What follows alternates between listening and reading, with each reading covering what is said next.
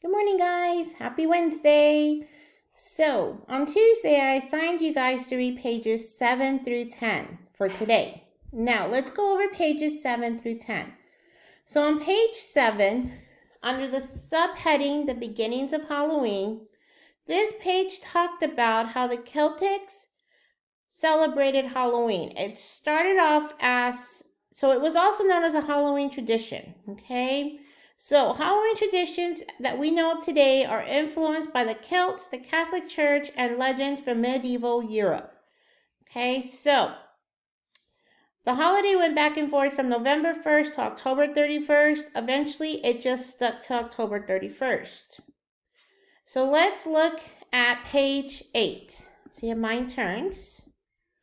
On page 8 is where they talk about costumes and trick-or-treating. Okay, so the tradition of dressing up in costumes has changed many times over the centuries.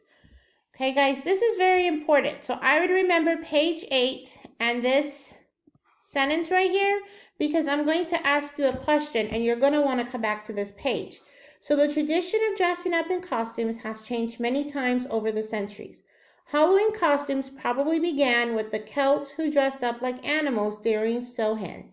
In medieval England, people walked the streets dressed like fairies, witches, and ghosts, hoping to frighten away these creatures. This practice was called mumming, and people often gave mummers food and drink. Right here, I would think about that because that's going to go with your question as well.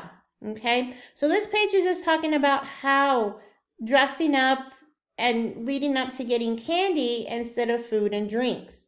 But I do remember some of you telling me that your neighbors were giving out hot dogs and juice boxes. Okay, the jack-o'-lantern is actually from an Irish story that people grew up with about a man named Stingy Jack. So apparently Stingy Jack liked to play tricks on his friends. When he passed on, his spirit was forced to roam in the darkness as a punishment for his personality. So, to light his wave, he carved a hole in a turnip and placed a candle inside. Because of this, the Irish called him Jack of the Lantern and later known as Jack-o'-lantern, which right here is what we call our pumpkins. Okay? Now, people in Ireland used to carve the scary faces into turnips, beets, and potatoes. So that's important. Whoops. And I'll explain it in a little bit. And then the tradition of using pumpkins began in the United States in the 1800s. So pages 7 through 10 was just the background knowledge of how we started from costumes until we kind of molded it into the way we do Halloween now. Okay, so now you remember when I told you that this part was going to be important. Remember when I told you about this. So remember this for the end of the lesson. Okay, so let's go to the anchor chart. So I'm going to change my screen. Okay, so let's look at our anchor chart. So today we're going to focus on main idea. So if you can look, I gave you your main idea. So the history of Halloween, there's our title. Let me move it closer so you guys can see. So the history of Halloween, I am giving you the main idea. So the main idea is the celebrations of Halloween has changed throughout the years. So I want you to remember where I told you this part is going to be important. You're going to need that to put your answer. Now, here is a supporting detail that supports this main idea. Supporting detail. People in Ireland and England used to carve scary faces into turnips, beets, and potatoes. Now we carve scary faces into pumpkins. This is my supporting detail. It supports how the celebrations of Halloween has changed throughout the years. This supports this. What I'm going to have you do is you're going to give me another supporting detail, which is going to support what's in blue. Now, you remember that section I told you that was going to be very important. You are going to want to go back there because you are going to find your answer. In fact, you can find your answers all over pages 7 through 10, but I thought I'd pinpoint where you could actually find your answer, okay? Now, for next week, and I know it's going to sound like a lot, but it's not. It's really just 5 pages. I want you to read, and I don't know why I said next week. For Thursday, I need you to read pages 11 through 15, okay?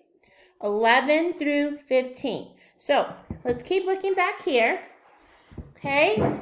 So, this is part of your assignment. I'm going to give you the main idea. I'm going to give you my supporting detail, and you're going to find your supporting detail. It will be a click, type away, nothing too crazy. It's just a quick, simple sentence or two, guys, okay? Now, let's go to our KWL chart, okay? So what we know is it's tons of candy is given out, costumes are a must, excitement of joy, and parents. So how did Halloween originate? We're getting a lot of ideas. So we're actually able to answer this. The Celtics, okay, the tradition they celebrated of the Samhain, okay, how jack-o'-lanterns came known. It was actually a story about an Irishman. So if you have anything you would like to put on this side on what I've learned, you can jot down something on your KWL chart, okay? Now, do you have to? No, this is just so that we can kind of keep understanding what we're reading and we don't forget our purpose. What's our focus? Don't forget that our focus, okay, our focus of the story, what we're focusing on. Sorry, I'm flipping through pages. I thought I had written it down real easy. So our focus is wanting to know how did Halloween originate, okay? So let's move on real quick to do our word work. So word work. A synonym is meaning same or almost the same meaning. So a synonym is same or almost the same meaning, okay? So for example, if I had, let's think of a word we could use. If I said I'm hungry, a synonym of hungry would be famished, okay?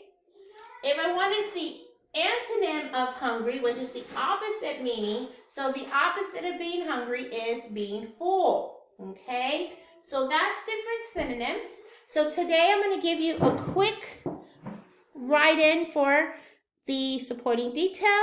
Please read pages please read pages 11 through 15 for Thursday. Bye, guys.